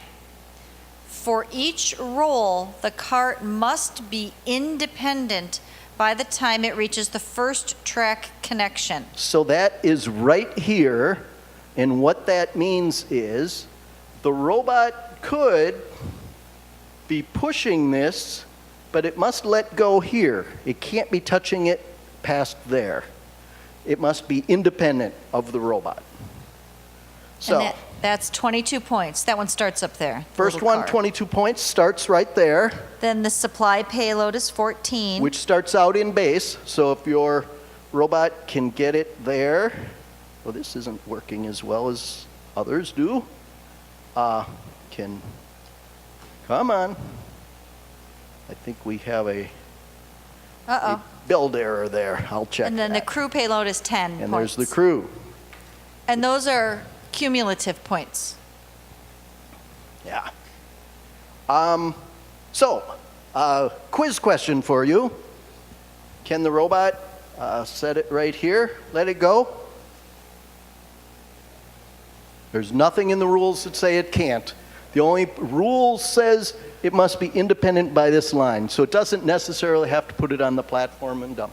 That's what I mean when it very specific. If it doesn't say so in the rules, it's probably okay. So, All right, mission 2, the solar array panel. ooh, if So it this one's- fell off, What? that's a good question. It has fallen off the track. Does that count? It You have to ask the says, tough hold on, questions. start each payload clearly rolling.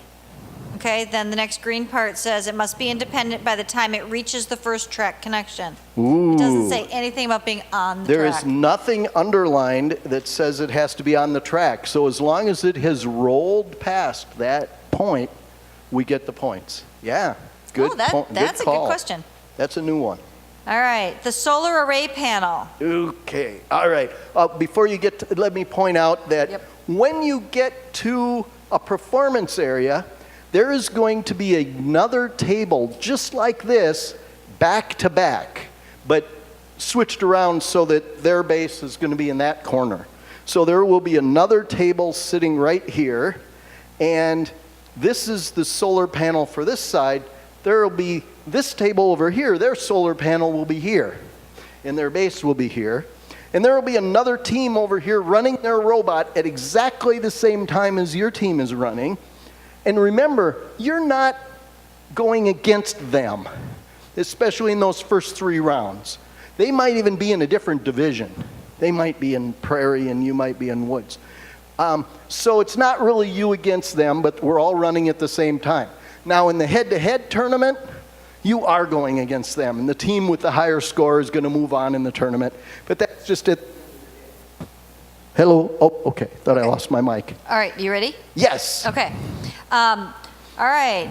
Green and underlined. Both solar panels are angled toward the same field. 22 points for both teams. Okay, so my solar panel angled this way.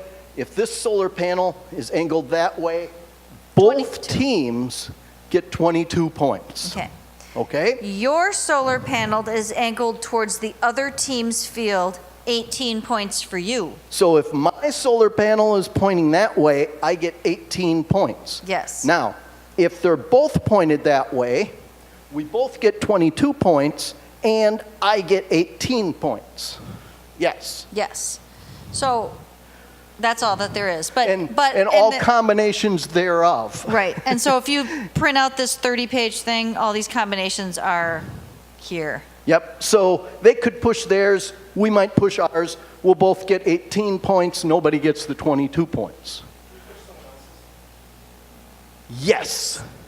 So, in general, there is a rule that says your robot can't go over in the other team's field and interfere with anything over there to prevent them from getting points, unless the mission says you can. And this particular mission is considered a joint mission. And so, yes, you could push your solar panel and your robot could go over and push their solar panel, in which case you'll both get 22 points and you'll get the 18 points. So, yes, you can do that. Now, they could have a program that pushes yours and pushes theirs, and then it's a question of whose program ran last. So it's got kind of a cooperative, competitive feel to that particular mission. It starts straight up, which means nobody's getting any points. Yes. All right, I'm going to skip to mission 5, and you'll see why in a second. Extraction. Okay, Move all 4 core samples so they are no longer touching the axle that held them in the core site model. and I will point out that the order of color of these is described in the field setup guide, and the order is important, I guess. As is the way they're facing. Ooh. All right, that's 16 points. Okay, so if you can get all of them off this axle, you get 16 points. Okay, place the gas core sample so it is green and underlined, touching the mat and completely in the lander's target circle for 12 points. All right, so this one actually says touching. So it has to be touching the mat and in this circle. And by the way, in general, all of the lines are in. So right now it is still in the circle. Or Or, place the gas core sample completely in base for 10 points. ooh. Okay, base. 10. Okay, But- place the water core. Wait, wasn't there another? Nope, it's either lander or base. Oh, I thought there was one. Oh, that's later. Okay, never mind. Place the gas core sample. Oh wait, sorry. Water. No, I'm on water. I lost my place. Water. Place the water core sample so that it is supported, this is green and underlined, supported only by the food growth chamber. This is the food growth chamber. 8 So points. it could be there, it could be there, it could be there. Could it be there? No, because it is not only supported, it is not totally supported by the chamber. It's touching the mat. So yeah, it has to be up here somewhere. All right, now I'm going to go up to mission 3. Eject the 2x, this is 3D printing, sorry. Eject the 2x4 brick by placing a regolith core sample into the 3D printer. Which are the gray ones. The 2x4 brick ejected and completely in the northeast planet area is 22 points. If you get it there, it's 22 points. Or ejected and not completely in the northeast planet area, Anywhere else 18 points. is 18 points. I wish they'd have listed those in the opposite order, but oh well. Yeah. All right, crater crossing. Nope, right here. All the weight-bearing features of the crossing equipment must cross, now we have an asterisk and green, completely between the towers. Between these two towers, Crossing must be from, asterisk, east to west, and make it completely through the flattened gate. so it has to get completely past 20 this points. gate, which is down.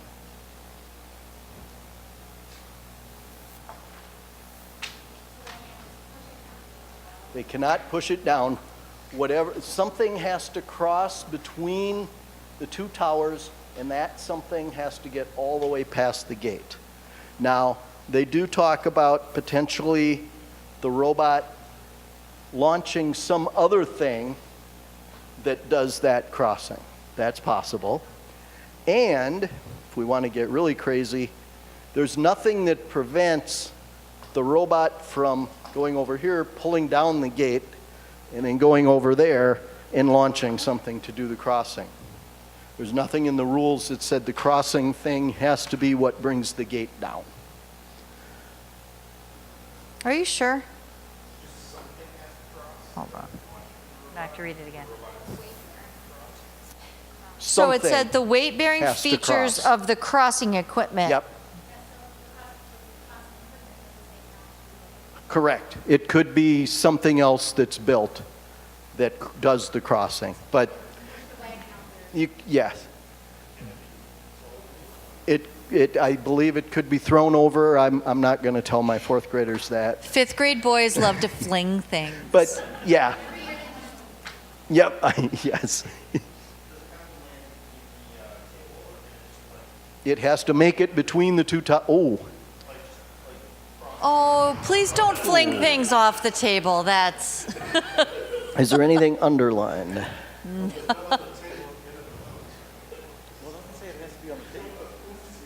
Yeah, once again, there's nothing that says this has to be the state at the end.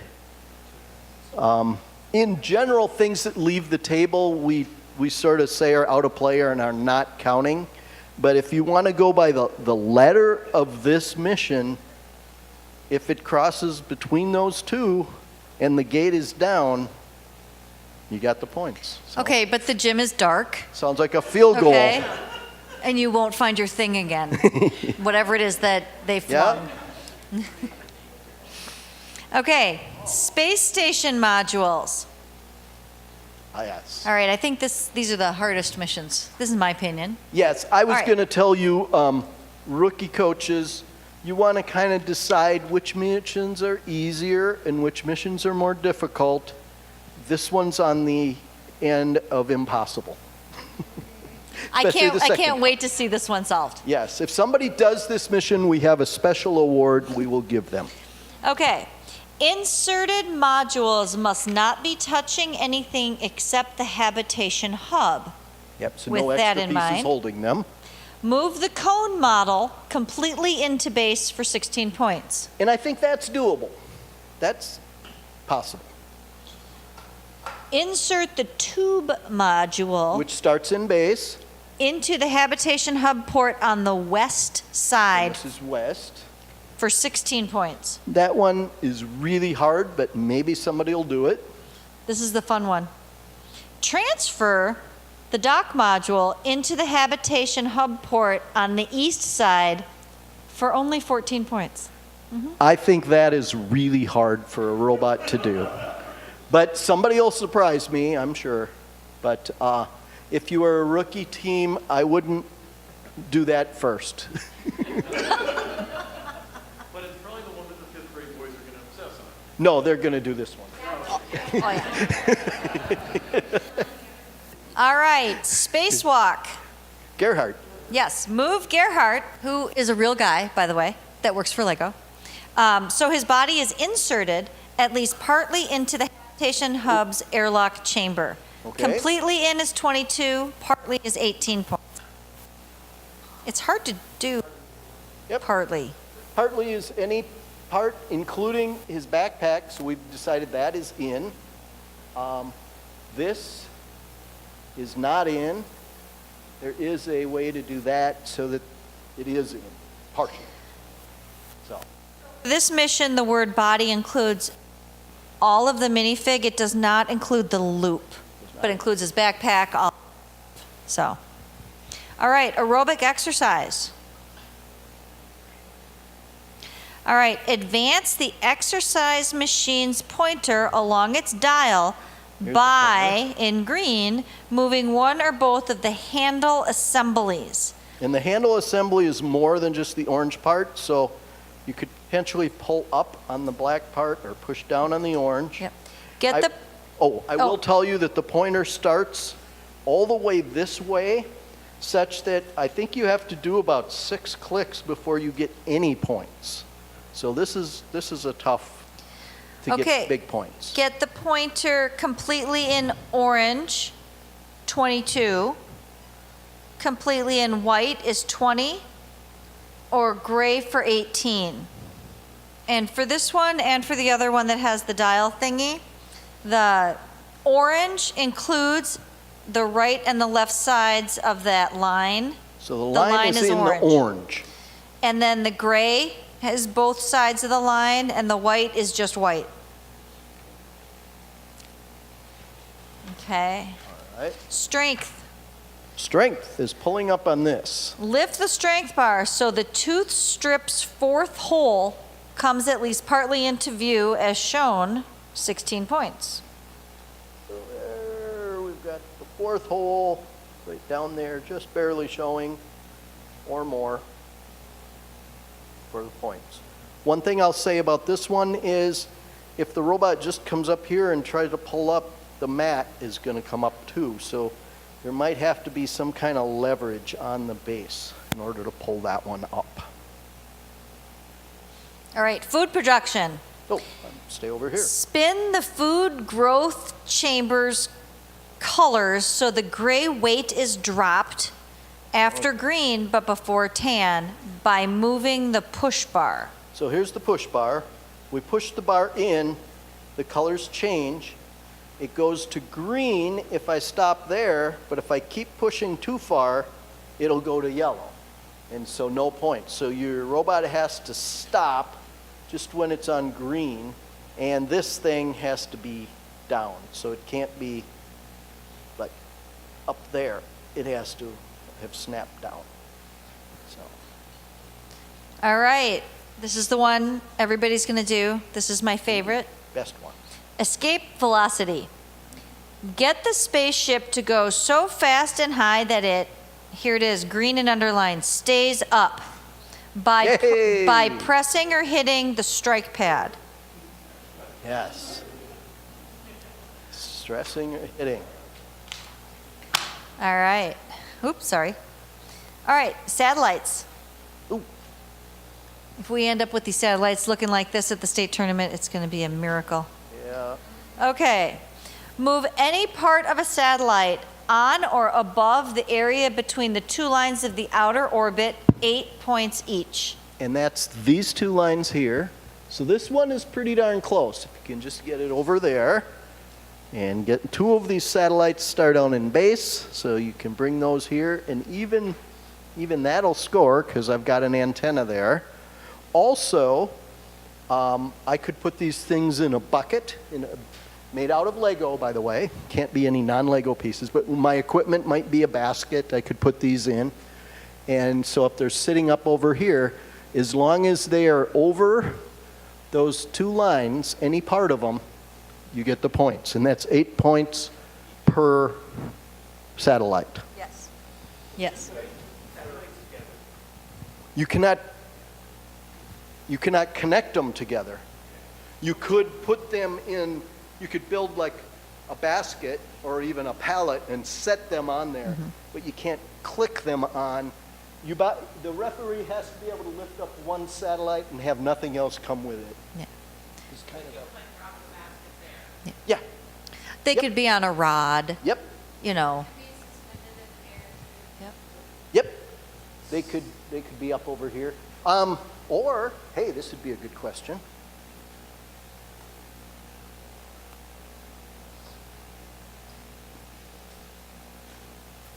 How about that? Can my robot stop there? Yeah. If your robot stops right there, yep.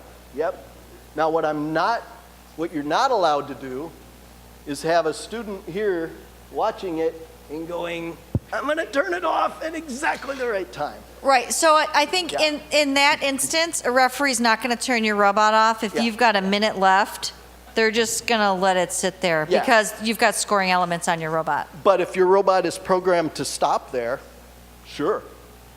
Yep. All right, observatory. Get the pointer tip completely in orange for 20 points, or white for 18, or gray for 16. White, gray. So this one's going to start way over here, and the robot just has to push it, and the trick is to stop pushing it at the right spot, because if you push too far, you go past orange and we'll get no points. Right. All right, meteoroid deflection. Ooh, another fun one. Send meteoroids, asterisk, over the free line I'm going to move that out of the way. So here's the free line right here. to touch the mat in the meteoroid catcher. The meteoroids must be hit or released while they are clearly and completely west of the free line. So this side. So the robot needs to somehow launch it from behind this line and get it into there. Well, between hit and release and scoring position, the meteoroid must be clearly independent. Must be independent past this line. So center section is 12 points each, side sections are 8 points. And another one of these starts out in base. So the robot could bring that out and launch it as well, or could launch it from back there, just so it must cross over this line independently. Note that the line does not extend over here, so we can't go through like that, even though that was a good throw. It has to be on this side of this thing. So we're thinking maybe build a foul tower here or something. It's got to be on that side.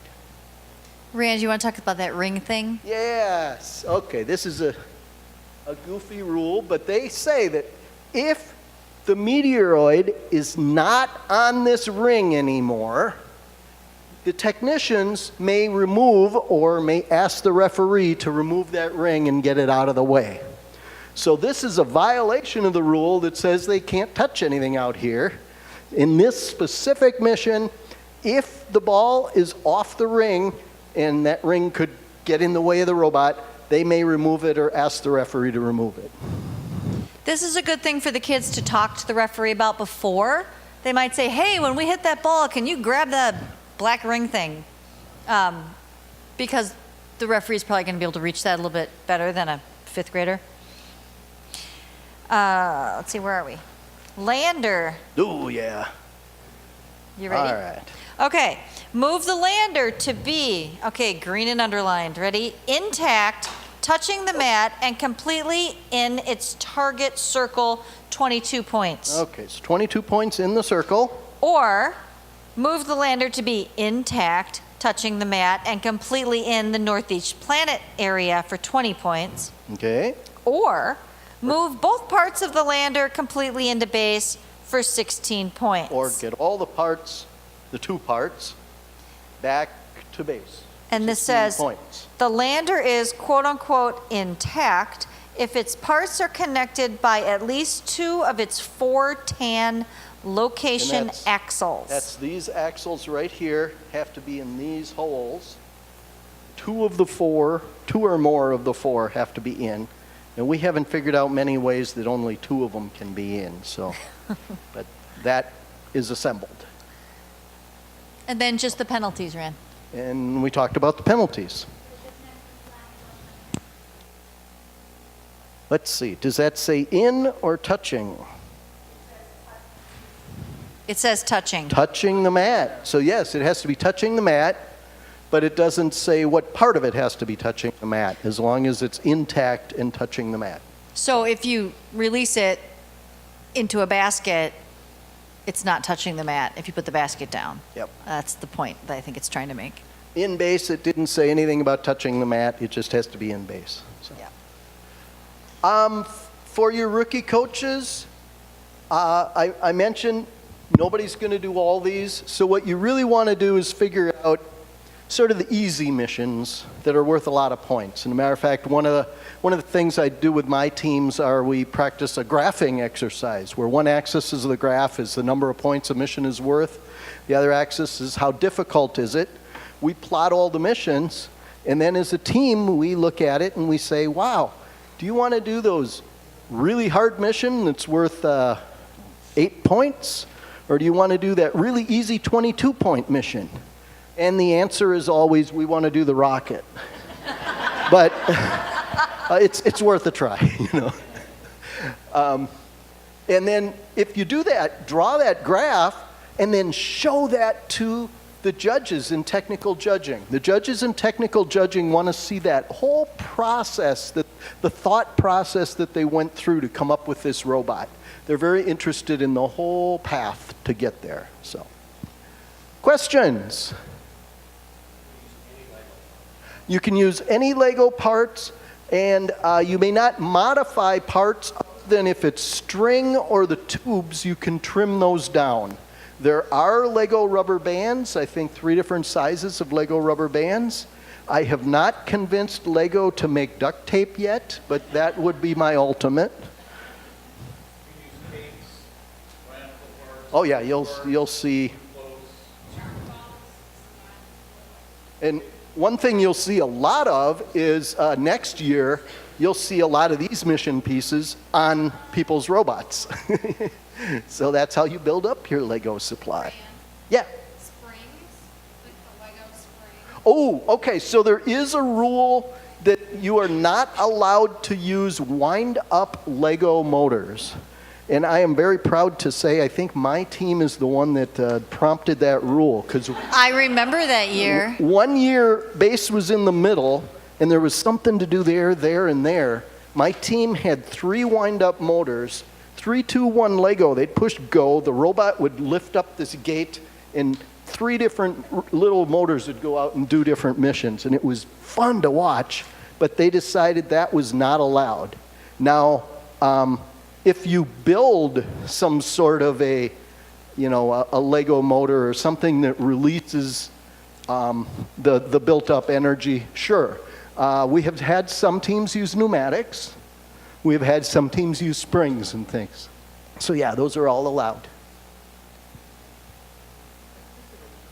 Yeah.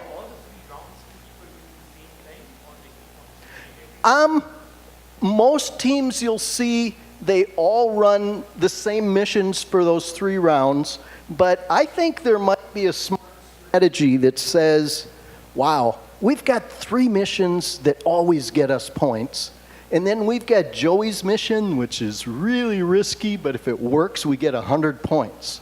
So in round 1, I'm going to run my 3 and get my solid score on the board. And if that doesn't work, I might say, okay, round 2, we really got to get a score there. But then in round 3, go, okay, we've already got our base score. Let's go for it all and just give it a shot. And so then let him try his mission then. I mean, we also teams will, we've had teams who come with 1 or no missions, and they see what other teams are doing. Yeah, like, oh, yes. And they go back and they build or they program. Yeah. They figured out, oh, we just need to, do this, and we get points. There's a lot of downtime during the day. You can add missions. We encourage borrowing ideas and trying things out. I will say, though, in the pits, and you might want to practice this, don't use Bluetooth, okay? No. Because if your Use the pit is wires. there and my pit is here, and neither of us have renamed our EV3, and we both have something that's named satellite, and I hit my Bluetooth, it's going to hit your, yeah. So make sure your Bluetooth's turned off. Now, another question you'll have with your team is who is going to run the robot? I can only have 2 technicians. On my teams, I like to give everyone a chance to do everything, to try a little building, to try a little programming. Everybody helps with research. And so what I do is have them kind of vote on their favorite missions. Give me your top 5. And I divide them into pairs because, believe it or not, 10 kids cannot all build a robot at the same time or program it. It doesn't work that way. 2 at a time really works well. So I've got 2 students that this is their mission, and 2 students that's their mission, and 2 students that's their mission. We take turns at our meetings. A lot of times I have to use getting your research done on the project. The reward is you get to work on your robot mission. You kind of do a little bit of that, team management. So then each student has, ownership in one of the missions, and they'll figure out how to run it. And a lot of times I like to say, okay, it's up to you. If you want to be the one to run that mission, that's great. You can run your mission, and then you'll tag off with the next, and they'll run theirs. Sometimes I have students that don't want to run the robot. You will see my girls' team that when we got to the 4th year, they said, we want to just pick out 2 people that are going to practice running all of the missions, and they're going to be our runners. If the rest of the team is happy with that, we went with that. So. What happens to the pieces that when you complete the mission, like for example, that water piece? Do you take it out? No, nothing ever comes out. Oh, good question. So your team is going to have to figure out the order of missions. So you probably don't want to put that water piece on there and then go back and push it to get the green, because you're probably going to knock it off. So the ordering of the missions is important. The other thing to think about is you want to group missions. So if the robot is coming way out here to do this, maybe it can do that or bring a satellite on the way. You don't have to have 1 mission per run out there. So yeah, that's important. The other thing I want to tell you is if you're looking at the difficulty of the missions, it's harder to get the robot way over here accurately than it is to go up there accurately. And my other hint is landmarks. You're typically going to use wheel rotations. And counting rotations to get to here, that's okay. But by the time you get way out here, you're going to be plus or minus a couple of inches on the location. You will see the really good teams use landmarking. And 2 of the best landmarks you'll see some very key black lines here. A light sensor that can find, and this year I think looking for the white is going to be the best because it's just the color of the mat. But a program that comes out here until it gets to white and then turns, that'll get you down in here really accurately. But the other thing I strongly encourage, this wall is your friend, and that is the best landmark of all. We've got a flat back on our robot. You will see robots that out here doing things accurately, they'll get out here. First thing they'll do is they'll drive into the wall. It straightens them up. I'm now at a fixed orientation. I'm at a fixed point, and now my program can be very accurate from there. So it's another hint. Use the wall. You'll probably see teams put some side wheels on their robot and follow the wall straight out to do that one. Then I don't have to worry about whether my robot goes perfectly straight. The wall is nice and straight. It'll get me to that mission. Yeah. From a prepping standpoint, some teams never see this until today. Oh, welcome, welcome. How often for third graders do you meet for how long? I think the typical team meets twice a week for 2 hours after school, except the week before the tournament. And then they meet 24 hours a day for every day. Well, no, but a lot of your work gets done in the last 2 weeks. Maybe it's just me in the engineering world. That's just, I'm a procrastinator, but a lot of your work gets done kind of late. But once or twice a week for a couple of hours. Third graders, you're not going to be able to hold their attention for more than 2 hours unless you put a... Boy, the best thing my wife ever said during one of our long missions was, let's all go outside and run around the playground at about the 2 hour mark. Then we got another hour out of them. But yeah, 2 hours twice a week. Other questions? If not, if you have others, feel free to grab us and ask. Otherwise, thank you very much. It's a fun program. And if you have questions along the way, please email us at the office. It's our first names at hightechkids.org, and we're on the website. So, or give us a call during the day. We are there to help. What's two? Two other things I forgot. I just saw my notes. You will see a lot of these missions, it depends on, they want to start it out at exactly the right angle. And so you'll see some really sharp teams that have actually built an aiming jig. Maybe I'll build a little triangle that fits against this wall, and it gets my robot at exactly the right angle to go out. And that's a great idea. The only two rules, it has to be made out of Lego pieces, so the same rules as any other equipment, and it has to remain totally within base. It can't hang out of base, but you'll see some of that. The one exception to everything having to be made out of Lego is you'll see a lot of teams will bring a written checklist. Matter of fact, you get two technicians here. It's often one of them running the robot and the other one with a checklist saying, run the satellite mission, aim it on the 3M, and make sure you include 2 satellites on our satellite arm.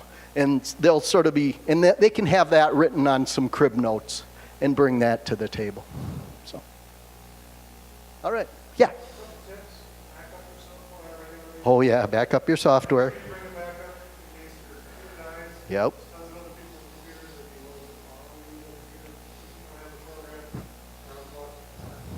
Yep.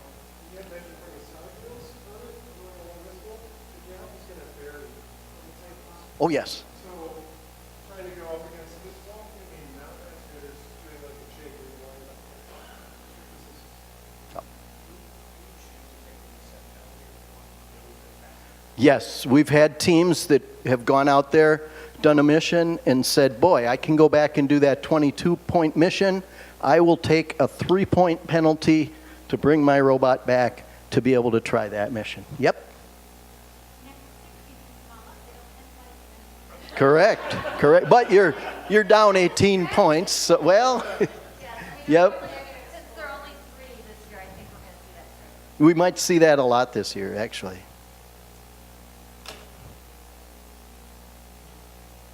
All right. Oh, yeah. You can use any Lego pieces. No, you have a spare robot. At the pit? Yeah. You can bring 2 robots. No. Oh, during the 2.5 minutes? No. No, not doing, right. But you could use 1 robot for your first run and another robot for your second run. Yeah. Or a lot of times, I mean, I pretty much always wanted to have a whole robot back in my pit because I never knew what's going to broke. Then I just know that I have that spare part.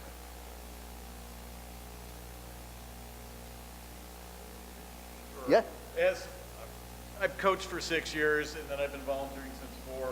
I didn't volunteer as a judge until after I finished coaching, and the first time I did that, it was like, I should have done this when I was coaching. So much better of a coach. You get to see 16 teams during a day, so you get like, oh, that's what their core values are supposed to be like that, or that's a really good project, but we never did that.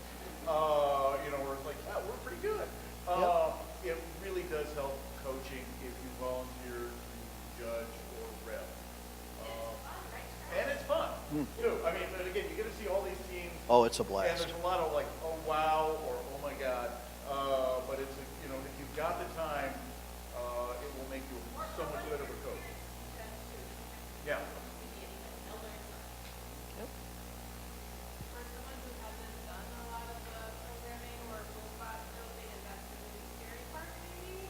Like, where would you recommend going to sort of They're learn it up? built into the software are some really good tutorials. They show you a little video. Here's how to make your robot do this. Then they show you the instructions for how to build that attachment. Then they show you how to do the program. So, and I that's will pretty give good. you Jeannie Badger's card. She also has EV3 programming classes. There's one this Saturday. Nope, it's fine. It's fine. You can still use the EV3 software. Yeah. And she's actually a really good person to talk about that, talk to you about how it works together. So, I think the age limit is at 9 to 14. yes. Yes. So you can go younger, not, can't be older. And the younger kids, so if you'd opt to do your team roster online, first won't allow you to enter somebody younger, just do the paper form. That's fine.